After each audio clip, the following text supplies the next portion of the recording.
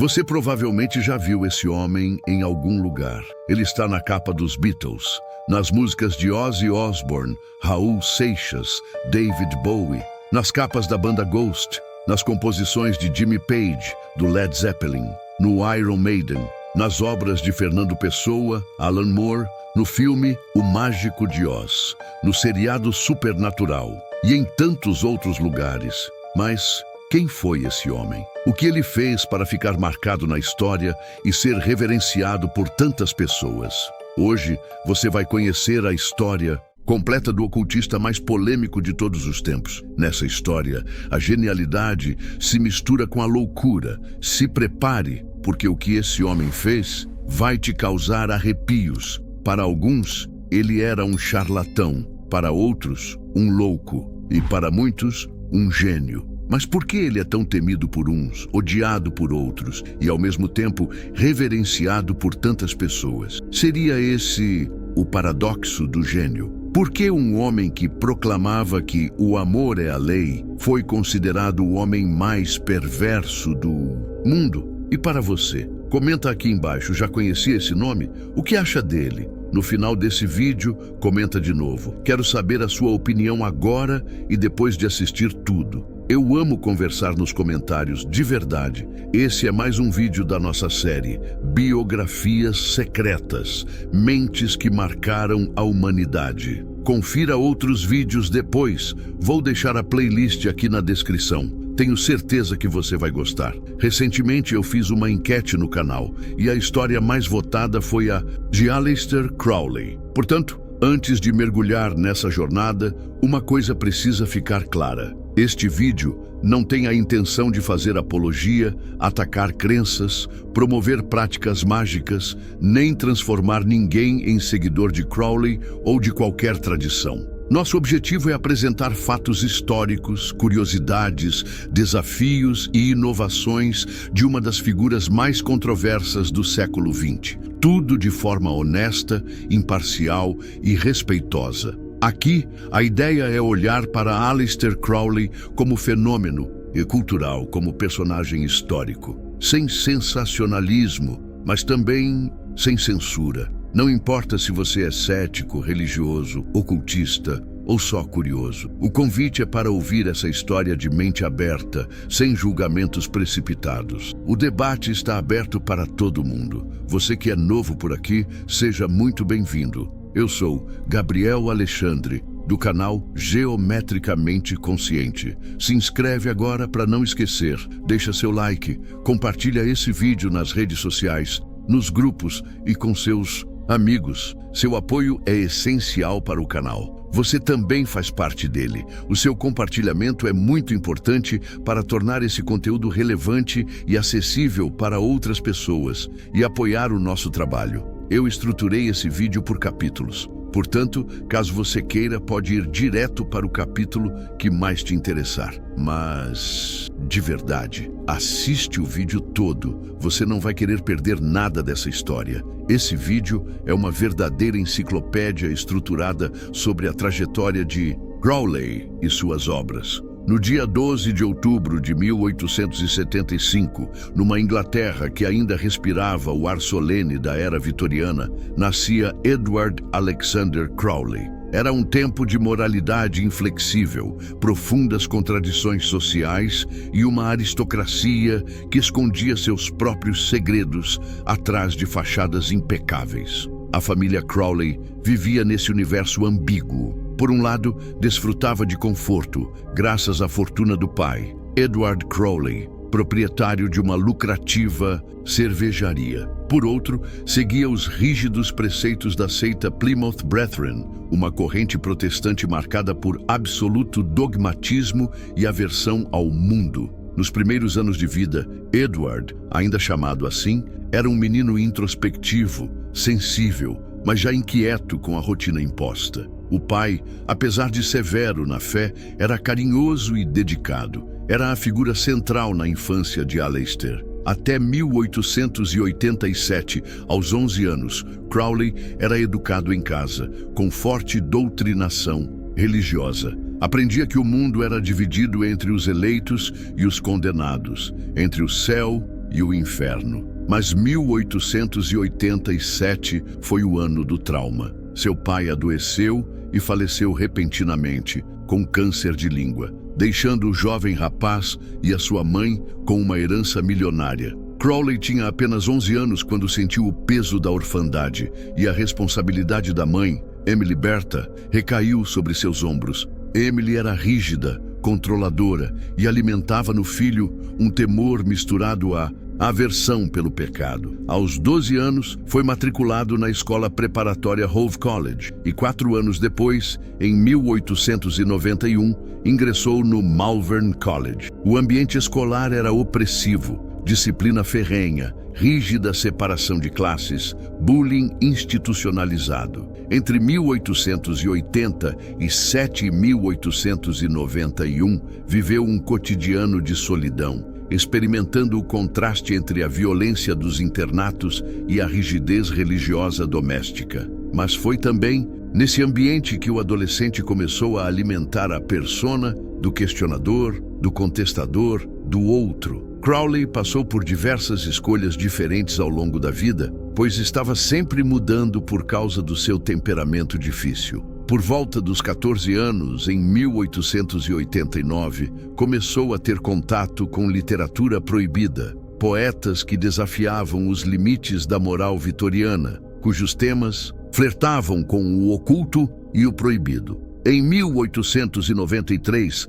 aos 17 anos, Crowley foi transferido para a prestigiosa Tonbridge School, onde os conflitos se acentuaram. Ali, as regras eram ainda mais rígidas e a cultura do castigo físico era normalizada. O jovem Crowley, no entanto, já havia aprendido a navegar entre esses códigos, respondendo a agressões com sarcasmo e uma crescente arrogância intelectual. Esse foi o período em que começou a rejeitar abertamente o nome de batismo, passando a assinar como Aleister Crowley, inspirado na poesia celta e na busca por uma identidade própria, dissociada do passado familiar. A escolha do nome Aleister Crowley não foi um capricho artístico, nem apenas um rompimento com seu passado cristão. Foi um ato mágico deliberado, carregado de intenção esotérica, ainda que talvez apenas parcialmente consciente na época. Inspirado, sim, pela sonoridade celta,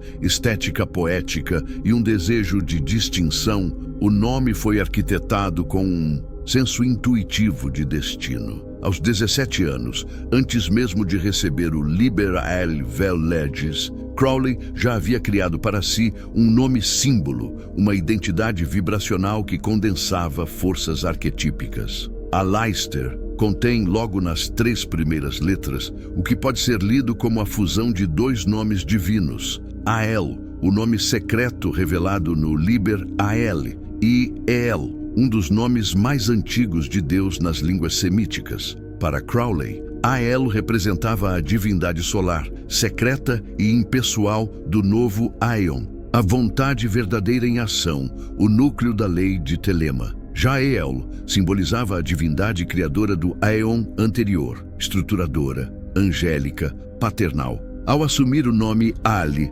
Crowley criou uma ponte mágica entre 2 polos divinos: o Deus manifesto e o Deus oculto, o Logos da revelação moderna e o Numen do passado ancestral. Essa fusão era mais do que simbólica, era vibracional e gemátrica. Na Cabala, Ael é igual a 31, um número central no Liber AEL Vel Legis, pois 31 também é o valor de Elá, seu reverso, formando um par mágico de manifestação e ocultação. Ale, então, carrega essa oscilação entre luz e sombra, presença e mistério, um nome que pulsa com a própria lógica telêmica. Como se não bastasse, há ainda outro dado curioso. Em registros posteriores, Crowley afirmaria que Aleister Crowley somava numericamente 666, o número da besta. Para ele, no entanto, o 666 não era um símbolo de mal, mas de pleno poder solar.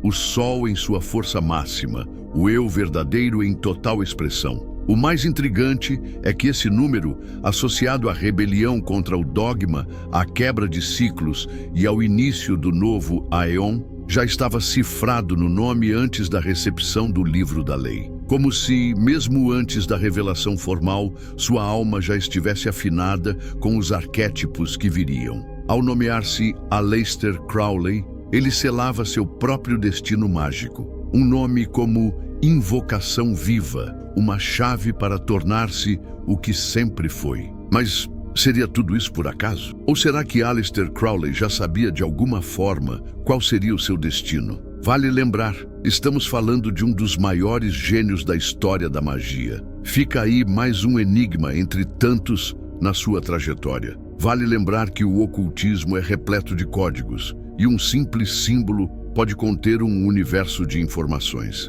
Porque ocultismo é isso, estudar o porquê das coisas, estudar aquilo que está oculto por trás da face da realidade, o que está por trás da carne, o que vibra por trás da matéria, o que pulsa além da consciência. Ao longo do vídeo, muitos conhecimentos podem parecer confusos. Eu vou tentar elucidar ao máximo tudo o que for dito. Muitos ensinamentos de Crowley são codificados ou subliminares. O próprio nome remete a isso, ao oculto, aquilo que está diante de todos e ninguém enxerga. Você pode ver isso, por exemplo, nas obras de arte de Leonardo da Vinci, que hoje são estudadas por diversos cientistas, até com raios laser, luzes especiais. Tem pessoas que pagam milhões pelos seus quadros para tentar decifrar os códigos ocultos em suas artes. Continuando, no ano seguinte, 1894, aos 18 anos, teve suas primeiras experiências sexuais,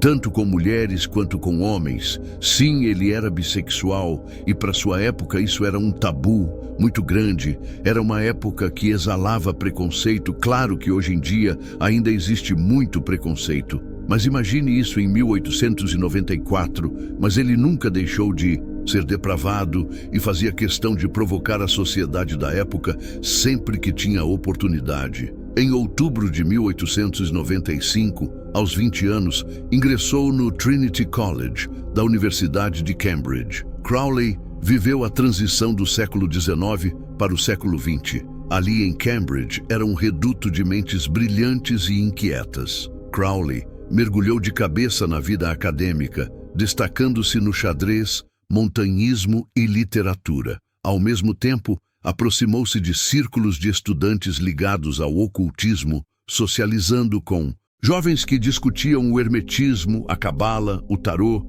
e os segredos das ordens secretas que proliferavam na Inglaterra vitoriana tardia. Na mesma época, dedicou-se ao montanhismo. Em 1897, aos 22 anos, Crowley abandonou a universidade, pois perdeu ali o interesse em estudos acadêmicos, já que tinha herdado uma fortuna milionária de sua família, e decidiu dedicar o resto da sua vida ao ocultismo e às sociedades secretas, investindo todo o seu tempo, energia e dinheiro nessa vida. No mesmo ano, ele escalou Ben Nevis, o pico mais alto da Escócia, enfrentando tempestades e provando para si mesmo que a superação física era uma extensão da superação espiritual. Escalar montanhas era como atravessar os abismos da alma, diria anos depois. E você, o que faria se tivesse uma fortuna de milhões herdada em suas mãos? Se importaria com o espiritual? Ou ia viver somente os prazeres da vida material? Crowley fez os dois,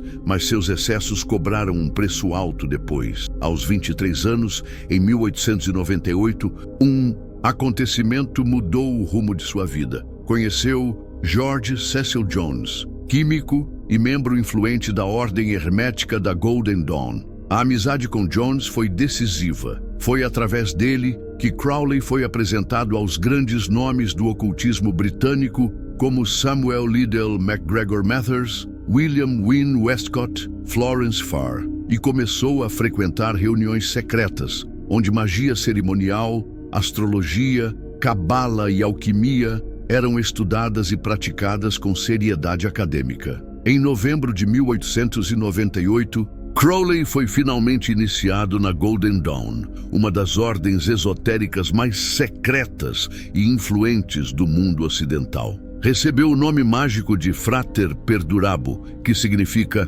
aquele que irá perseverar até o fim. A iniciação foi um rito carregado de simbolismos, envolvendo juramentos de silêncio e devoção à busca da luz interior. O ingresso na Golden Dawn foi o verdadeiro divisor de águas na trajetória de Crowley. A partir desse momento, sua vida se entrelaça definitivamente com o destino das sociedades secretas, da magia cerimonial e de todas as polêmicas que envolveriam seu nome pelas próximas décadas. Entre 1895 e 1899, dos 20 aos 24 anos, Crowley já se destacava pela produtividade literária e pela ousadia. Nessa fase, publicou pelo menos 7 obras, quase sempre com recursos próprios, circulando entre clubes literários e círculos ocultistas. Entre os destaques estão Aceldama, 1898, uma reflexão filosófica sobre morte; White Stains,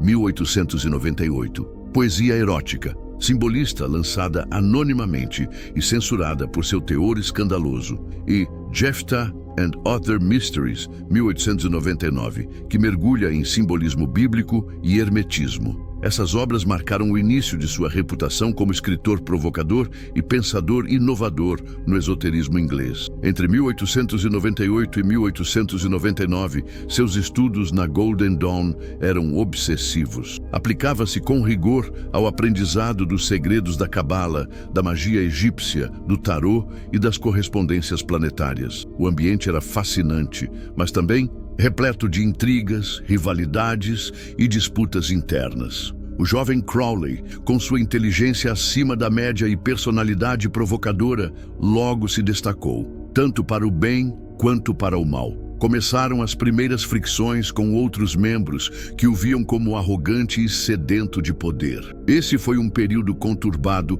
para a própria Golden Dawn, que já vinha se desfazendo entre intrigas internas e desconfiança sobre seu líder Mathers. Entre 1900 e 1901, suas relações dentro da Golden Dawn atingiram um ponto de ebulição. As rivalidades com outros membros, especialmente Arthur Edward Waite e William Butler Yeats, começaram a ganhar contornos dramáticos. Enquanto Mathers, o líder carismático da ordem, se aproximava de Crowley, outros membros viam o jovem mago como uma ameaça, acusando-o de arrogância, ambição desmedida e práticas imprudentes. Nessa mesma época, Mathers já estava em conflito com diversos membros da ordem, e o acontecimento a seguir foi o estupim para a eclosão da Golden Dawn, como era conhecida na época. Em março de 1900, Mathers envia Crowley para Paris como seu representante pessoal, para tentar retomar o controle da Golden Dawn,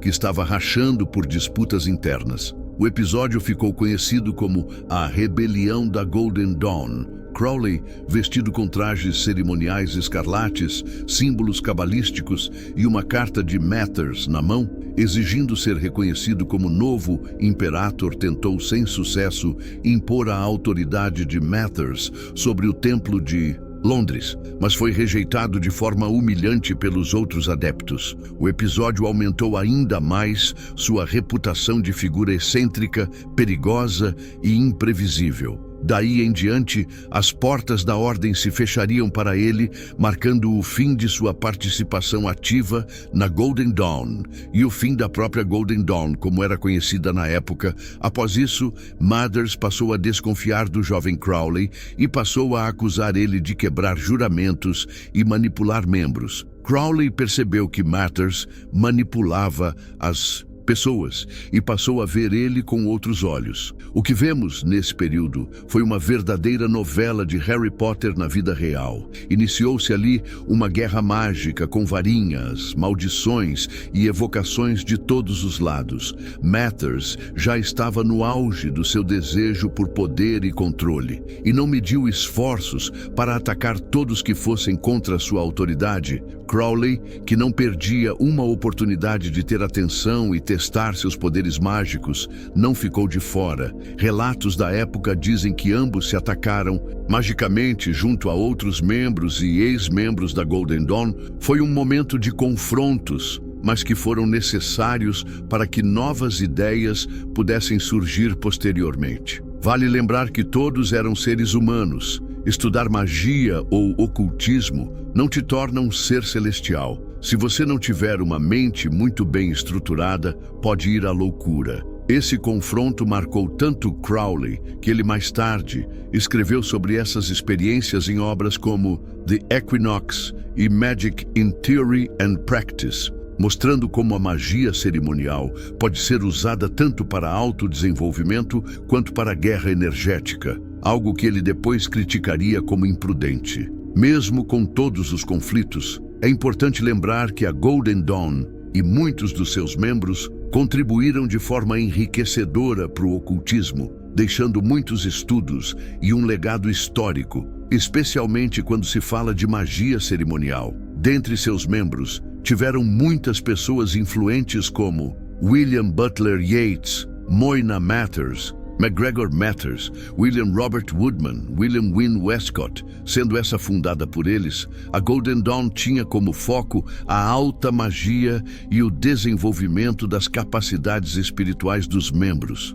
Após essa cisão, surgiram vários grupos descendentes da Golden Dawn, incluindo Stella Matutina, com Florence Farr e outros, Alpha et Omega, com Matters e Moina, Astrum Argentum, fundada por Crowley. Essa ruptura, no entanto, abriu um novo ciclo em sua vida. Crowley agora estava livre para criar seu próprio caminho, e ele faria isso de maneira grandiosa, lançando-se em viagens pelo mundo, experimentando sistemas mágicos de diversas culturas e vivendo experiências radicais que misturavam risco, êxtase e desespero. Crowley, recém-saído do círculo restrito da Golden Dawn, sedento por autonomia mágica e necessidade de isolamento, buscava um local onde pudesse desafiar seus próprios limites. Então, ele comprou a mansão Boleskine, às margens enevoadas do Lago Ness, na Escócia. No final de 1899, com apenas 24 anos de idade lá, isolado por semanas a fio, Crowley montou um verdadeiro laboratório de magia. Traçava círculos de proteção no chão, acendia velas à meia-noite, recitava salmos cabalísticos em voz alta e anotava cada fenômeno no seu diário. Os moradores da região começaram a relatar acontecimentos inexplicáveis, súbitas tempestades no lago, animais que sumiam sem explicação, vozes sussurrando entre as árvores, e à noite, luzes estranhas vinham das janelas da mansão. Crowley, em seu diário, descreveu visões perturbadoras, ruídos inexplicáveis e até episódios em que sentia uma presença observando cada gesto seu. Ele interrompeu a operação sem completá-la, o que, segundo alguns, teria deixado portais abertos e energias à solta no local. O lugar ficou carregado, ele mesmo admitiu anos depois. Não foi só Abramelin. Boleskine foi palco de rituais da Goetia, a evocação dos 72 espíritos do Grimório clássico e de práticas alquímicas, meditação e experiências metafísicas. Vale lembrar que, em sua época, ele tinha um estilo de vida bem radical, o que causa muitas críticas e desconfiança por parte de pessoas mais conservadoras. Portanto, saiba que esse vídeo trata de um caráter histórico. Não recomendo nenhuma prática ritual. Certas práticas exigem anos de preparo, ou pelo menos as devidas instruções para isso. Não porque sejam práticas ruins, muito pelo contrário, mas porque toda arte leva tempo para ser dominada. Existem vários tipos de magia, e a Goetia é um tipo de magia ritualística. Muitos dizem que se trata de seres extrafísicos. Outros acreditam que são egregoras, formas pensamento alimentadas durante gerações. Há ainda quem diga que são apenas fenômenos internos do próprio ser humano, transfigurados como um fragmento, um programa mental. Afinal, tanto a invocação quanto a evocação exigem a transmutação mental do praticante. Vivemos em um país laico, onde cada ser humano tem o direito de expressar sua liberdade religiosa e espiritual, desde que isso não ofenda ou faça mal a ninguém, respeitando a órbita das outras estrelas. Portanto, aqui estou apenas compartilhando conhecimentos. Você pode ter uma vida plena e uma prática de magia, espiritualidade, esoterismo ou ocultismo, sem a necessidade de realizar rituais de Goetia. Na minha opinião, como estudante, acredito que certas práticas não são para qualquer pessoa, não por causa da arte em si, mas sim pela afinidade do indivíduo com determinados sistemas. Por que um praticante de magia, de ocultismo, ou seja lá o que for, acha que é diferente de um irmão xamã que faz suas práticas com a energia da natureza? Será que não existe um conhecimento oculto e disponível em cada camada da existência? No fim das contas, tudo pode ser magia, porque tudo é energia. Magia é energia e nós somos energia. Era comum Crowley receber amigos ocultistas, poetas e até amantes, todos atraídos pelo mistério e pelo perigo invisível daquele lugar. Ali nasceram poemas, experimentos mágicos e talvez algumas das passagens mais ousadas de sua juventude esotérica. Período que influenciou fortemente seu livro metafísico sobre a Goetia e sua versão do ritual do sagrado anjo guardião Liber Samek. Décadas mais tarde, Boleskine se tornaria objeto de culto entre os fãs do rock e do ocultismo. Nos anos 1970, Jimmy Page, guitarrista do Led Zeppelin e colecionador de artefatos mágicos, comprou a mansão, fascinado pela aura de poder que Crowley havia deixado ali. E as lendas nunca cessaram. Incêndios misteriosos, aparições, visitantes que passavam mal, músicos que juram ter sentido algo indescritível ao cruzar a porta. Em 2015, grande parte da mansão foi destruída por um incêndio que não se sabe a causa, destruindo muitas coisas que ainda eram da época de Crowley. Agora, recentemente, em 2019, ela pegou fogo novamente, que foi causado supostamente por vândalos. Após os incêndios, uma entidade chamada The Boleskine House Foundation comprou a propriedade com o objetivo de restaurá-la e preservar sua história, tanto a parte arquitetônica quanto a mística esotérica. A fundação promove visitas, pesquisas e pretende transformar o local em um centro educacional com foco histórico, ocultista e cultural. E você conta aqui nos comentários. Teria essa coragem de dormir uma noite nessa mansão sem internet e tecnologia nas beiras de um lago frio e sombrio?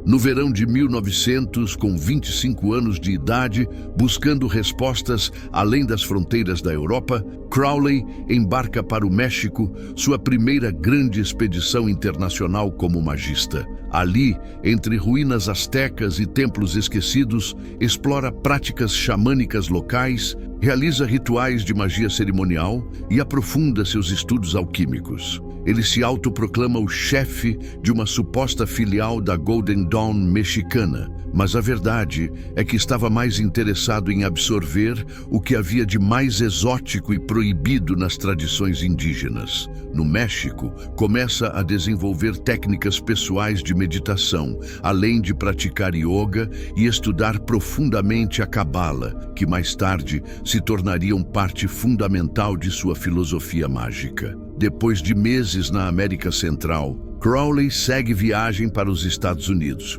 onde conhece importantes figuras do ocultismo americano e publica pequenos textos em revistas esotéricas. Em Nova York, frequenta círculos de arte e magia, escandalizando intelectuais com seus relatos de visões, rituais e teorias sobre a vontade. Ainda em 1900, decide viajar para o Havaí, onde passa semanas em reclusão, praticando meditação intensiva e desenvolvendo sua teoria de que a disciplina do corpo e da mente era a chave para a transcendência espiritual. Tudo era matéria-prima para seus futuros ensinamentos. No início de 1901, Crowley, com 25 anos, segue para o Extremo Oriente, embarcando para o Japão e logo depois para a China e a Índia. É um período de absoluta aventura. No Japão, estuda artes marciais e absorve influências do Zen budismo. Na China, aprofunda seu conhecimento sobre alquimia taoísta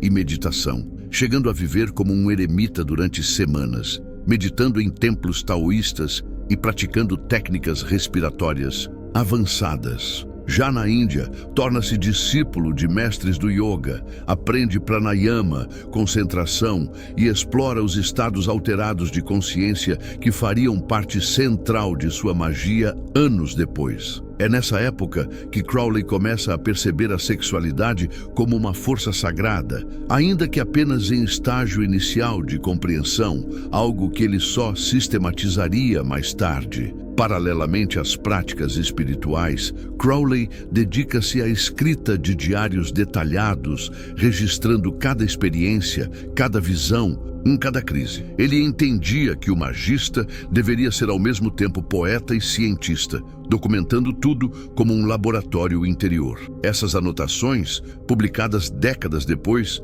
se tornariam referência para gerações de ocultistas e pesquisadores. Em 1902, ele retorna à Europa, trazendo na bagagem não apenas souvenirs exóticos, mas uma verdadeira revolução de ideias. O conceito da vontade verdadeira, que em breve seria o núcleo da filosofia telêmica. Ainda, em 1902, ele parte para a Índia em uma das mais ousadas expedições de sua vida, a tentativa de escalar o K2, a segunda montanha mais alta do mundo, no Himalaia. A expedição, liderada por Oscar Eckenstein, seria marcada por provações extremas, acidentes e clima hostil. Embora não tenham atingido o cume, Crowley sobrevive a avalanches e condições quase letais, ganhando fama de aventureiro implacável e espírito indomável. O montanhismo, para ele, mais do que nunca, se torna metáfora do caminho mágico.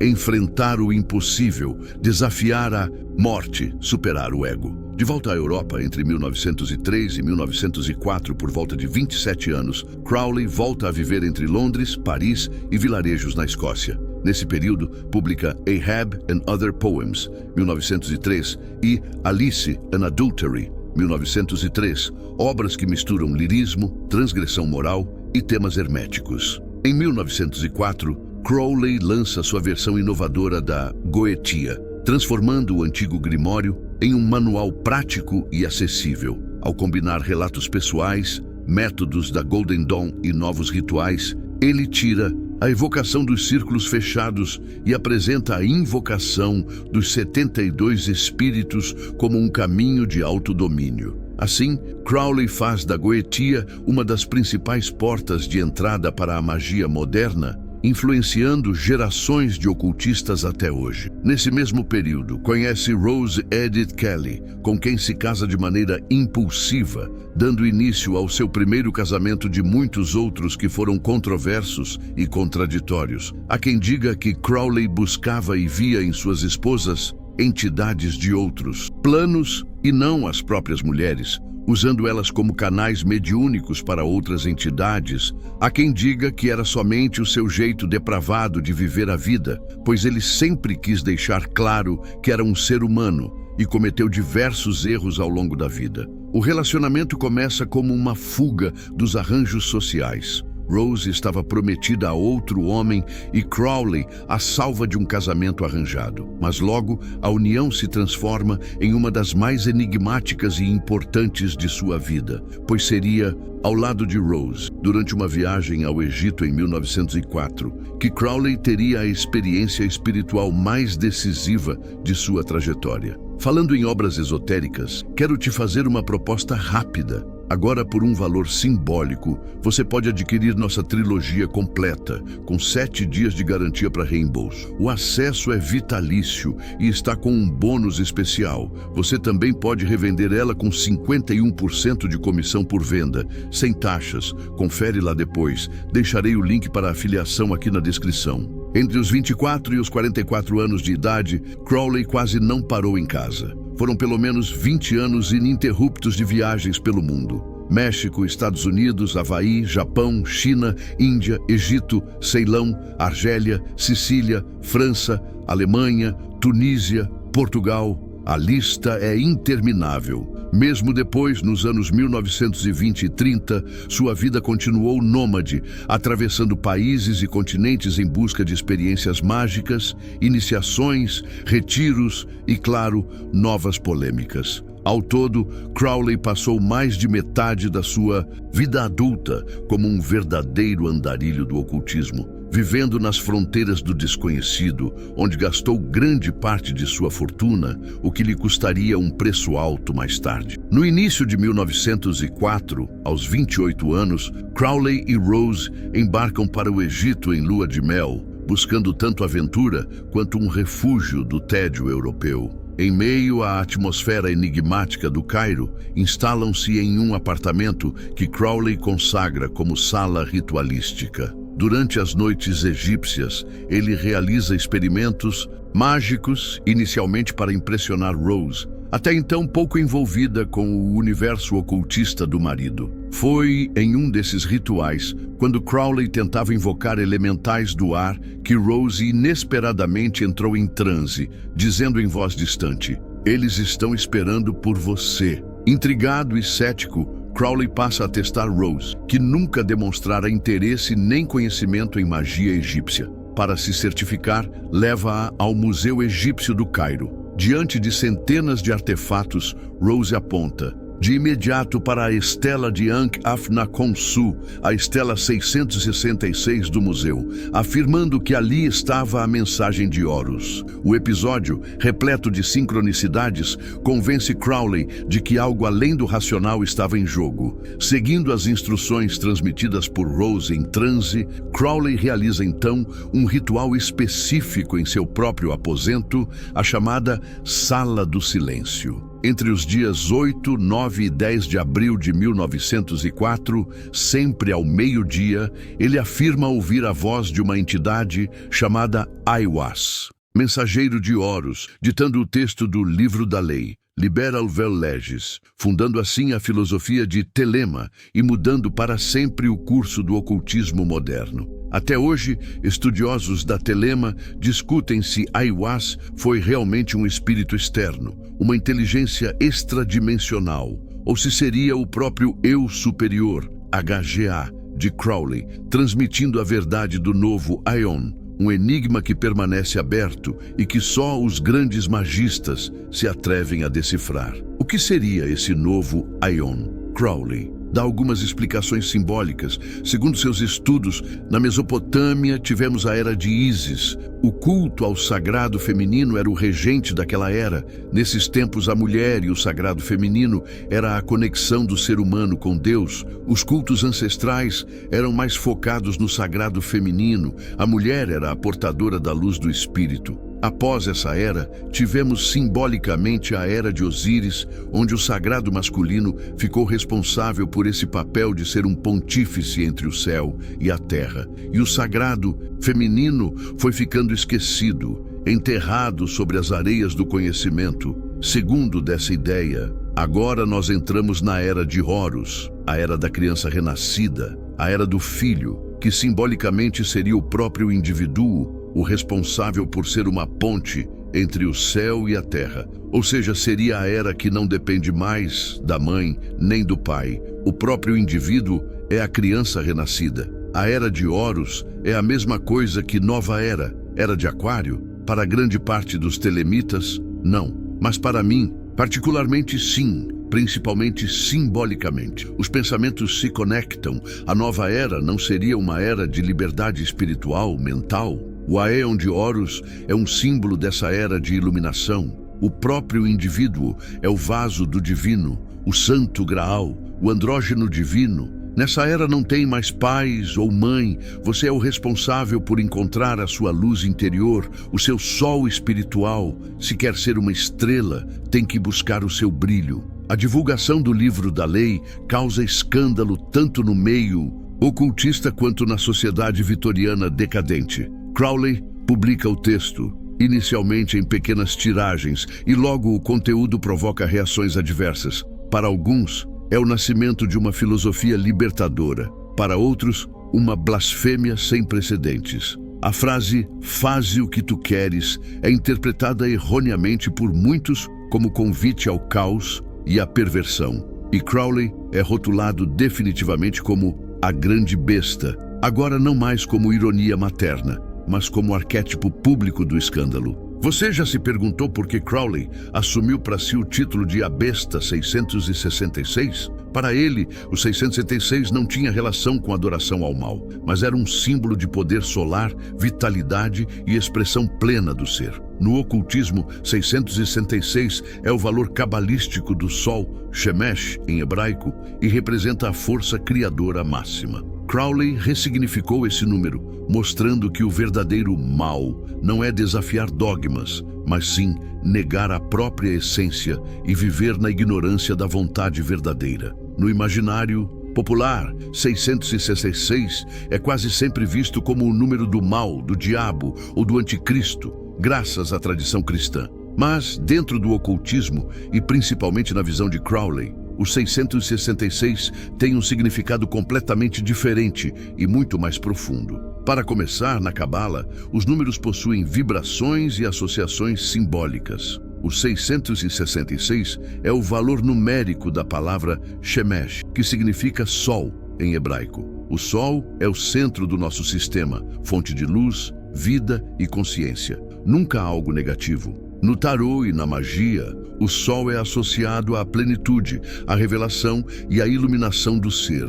Assim, Crowley usou o 666 para representar o máximo da energia vital e criadora, não como um símbolo demoníaco, mas como o ápice do poder pessoal. Além disso, na tradição hermética, o hexagrama, estrela de 6 pontas, ou selo de Salomão, é formado por 2 triângulos entrelaçados, um apontando para cima, espírito, outro para baixo, matéria. Cada ângulo representa um dos 6 lados do hexagrama. E se somarmos 6 lados por 6 ângulos por 6 pontos, 6666, temos novamente o 666. Isso simboliza a união perfeita entre o divino e o terreno, entre o humano e o cósmico. Crowley, ao adotar o título de A Besta 666, quis mostrar ao mundo que era aquele que não temia assumir sua luz e seu poder. Para ele, o mal não era fazer o que se quer, mas sim não viver de acordo com a própria essência, negando a vontade verdadeira. O verdadeiro pecado, dizia ele, é a restrição, é não ser quem se é aceitar a culpa imposta pelos outros e recusar a própria luz. Crowley usava muito dos números e das letras. Ele sabia que a realidade é estruturada em códigos e que tudo é vibração. Ele sempre operava com princípios cabalísticos, ocultos, metafísicos. Está gostando desse vídeo? Lembra de salvar ele em uma playlist para estudos futuros. Entre 1904 e 1906, Crowley e Rose viajam pela Europa e Ásia, alternando períodos de criação literária, rituais, escândalos e crises conjugais. Rose começa a apresentar sinais de instabilidade emocional e, pouco a pouco, o casamento mergulha em conflitos. Em paralelo, Crowley publica textos fundamentais para o ocultismo. The Book of the Law, 1904. Liber 777, 1909, com início das pesquisas ainda em 1906. Uma vasta compilação das correspondências cabalísticas e mágicas que se tornaria referência para ocultistas do mundo todo. A partir de 1906, Crowley inicia uma série de retiros espirituais pelo Sudeste Asiático, especialmente no Sri Lanka, então Ceilão, onde se aprofunda na meditação budista e realiza experiências de ascetismo extremo. É nesse período que conhece Alan Bennett, ex-membro da Golden Dawn e mestre em práticas de yoga e budismo, que o inspira a incorporar práticas orientais ao sistema mágico ocidental. Entre 1907 e 1909, por volta de 34 anos, Crowley vive uma de suas fases mais criativas e polêmicas. Funda, junto com George Cecil Jones, a ordem esotérica Astrum Argentum, AA, que existem até hoje no mundo inteiro. A Astrum Argentum buscava unir a tradição da Golden Dawn ao novo espírito de Telema. A ordem atrai magistas, artistas e escritores, entre eles Victor Neuburg, J.F.C. Fuller e outros nomes que viriam a se destacar em movimentos culturais e esotéricos. Pouco após fundar a AA, Crowley concentra sua busca mágica na conquista do sagrado anjo guardião, uma síntese do gênio interior da tradição hermética com o eu superior da psicologia moderna. Inspirando-se no antigo A Magia Sagrada de Abramelin, ele adapta o ritual e desenvolve o Liber Samek, um método estruturado para o magista moderno alcançar esse contato direto. Para Crowley, essa experiência, central na AA e na filosofia telêmica, representa o ápice da iniciação e o verdadeiro início da grande obra. Ao mesmo tempo, Crowley inicia as primeiras expedições mágicas ao deserto do Saara, especialmente no sul da Argélia, com Victor Neuburg. Nessas jornadas, realiza os rituais de Enochian Magic, magia enoquiana, baseados nas revelações de John Dee e Edward Kelly, explorando os chamados aéters, ou éteres espirituais, em busca de estados de consciência superiores. Um dos momentos mais revolucionários dessa fase foi a reinvenção da magia enoquiana por Crowley. Inspirado no sistema revelado ao mago renascentista John Dee, Crowley foi além do ritualismo tradicional. Em 1909, junto de Victor Neuburg, cruzou o deserto da Argélia e explorou os 30 éteres em experiências visionárias descritas no clássico The Vision and the Voice. Para Crowley, os éteres não eram só nomes exóticos, mas verdadeiros mapas da consciência e do despertar espiritual. Ele transformou o sistema enoquiano em uma jornada interior, tornando-o um caminho prático e universal de autoconhecimento, influência que se mantém viva nas ordens mágicas até hoje. Em 1909, publica a revista The Equinox, considerada a revista da nova Aeon, onde divulga textos mágicos, ensaios filosóficos, poesia e relatos de experiências espirituais. A Equinox seria a principal vitrine para a divulgação de sua obra e a difusão do sistema telêmico, tornando-se referência incontornável para estudiosos do ocultismo até hoje. Nessa mesma época, publica The Vision and the Voice, relato de suas experiências mágicas no deserto. Curiosidade sobre Babylon. O nome Babylon começa a aparecer sistematicamente nas obras de Crowley a partir de 1909, durante as visões enoquianas do deserto do Saara, ao lado de Victor Neuburg, experiências relatadas em The Vision and the Voice. Nesses registros, Crowley explora os aéters da magia enoquiana de John Dee e Edward Kelly, e é ali, especialmente no 10º aéter, Elioé, que Babylon se revela como a Mãe Escarlate, a Senhora da Cidade das Pirâmides, sentada sobre a besta 666 e com a taça do êxtase nas mãos. Para Crowley, ela é a manifestação máxima do feminino livre, estático, incontrolável, oposta à repressão moral e ao arquétipo mariano da pureza passiva. Babylon é aquela que bebe o sangue dos santos, ou seja, que transgride toda limitação e acolhe em si todos os desejos e paixões humanas, sublimando-os. Nos anos 1910, especialmente após a publicação de The Book of Lies, 1913, e da fundação da OTO, 1912-1914, Babylon torna-se a figura central dos rituais tântricos e da missa gnóstica, 1913. Ela representa o poder do feminino sagrada, não como objeto, mas como sujeito ativo da iniciação, capaz de conduzir o magista ao êxtase, ao autoconhecimento e à iluminação. Babylon é o cálice que recebe e transmuta a energia. Entre março de 1900 e 1909, dos 24 aos 34 anos, Aleister Crowley viveu um período de produção literária e mágica avassaladora, escrevendo mais de 20 obras, entre livros, tratados e compilações que transformariam o cenário do ocultismo ocidental. Dentre elas,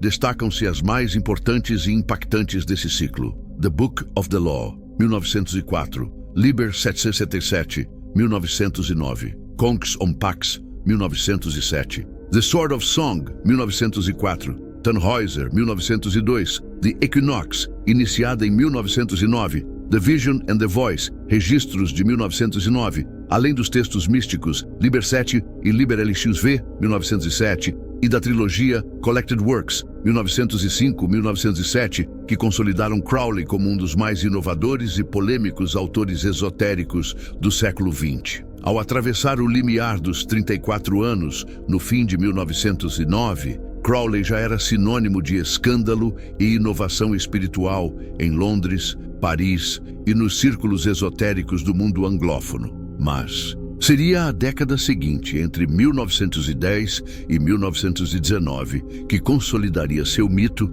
e o tornaria uma das figuras mais influentes e também mais odiadas do ocultismo moderno. E você já tinha ouvido falar em magia sexual? Pois é, esse tema costuma causar espanto, mas a verdade é que ele não é nenhuma novidade. A magia sexual é uma prática ancestral, utilizada por diversas culturas e tradições espirituais ao longo da história. Na Suméria, tinham as prostitutas sagradas. Elas não eram prostitutas no sentido moderno, mas sacerdotisas que participavam de rituais eróticos e de fertilidade. Suas práticas tinham funções espirituais e sociais, pois acreditava-se que o sexo ritual com elas atraía bênçãos da deusa Inanna, como colheitas férteis, prosperidade e proteção da cidade. Para os sumérios, o sexo não era tabu, mas uma expressão direta da força da vida e da ligação entre o mundo humano e o divino. A prostituição sagrada fazia parte de uma cosmovisão onde o corpo era um templo e o prazer uma oferenda sagrada. Essa tradição influenciou diversas culturas posteriores, como a babilônica, a fenícia e até certos cultos gregos e romanos, e muitos estudiosos consideram essas práticas como as raízes mais antigas da magia sexual ritualística. O próprio Crowley teve muita influência dessas tradições em suas obras. Os egípcios viam o ato sexual como símbolo da união entre os deuses Ísis e Osíris. O Tantra indiano, muito antes de ser reduzido a um fetiche ocidental, já ensinava que a energia sexual, Kundalini, pode ascender pela coluna e despertar estados de iluminação. Os gnósticos praticavam rituais de união erótica para alcançar gnose, o conhecimento direto do divino, e nos mistérios gregos, Dionísio e Afrodite representavam essa energia criadora e transformadora. Na prática da magia sexual, o orgasmo, ou a retenção dele em certos sistemas, não é um fim em si mesmo, mas uma chave, o ponto máximo de energia, onde mente e corpo estão em total alinhamento, pode ser usado para alcançar estados alterados de consciência, invocar entidades, consagrar talismãs ou até materializar desejos por meio da vontade focada. Durante o clímax, o magista visualiza sua intenção ou mantra com clareza, como se imprimisse esse desejo no tecido do universo. Ao contrário do que muitos pensam, magia sexual não é libertinagem. Pelo contrário, ela exige estudo, preparação, controle mental e emocional. Exige que a pessoa conheça o próprio corpo, as próprias emoções e, acima de tudo, a própria vontade verdadeira.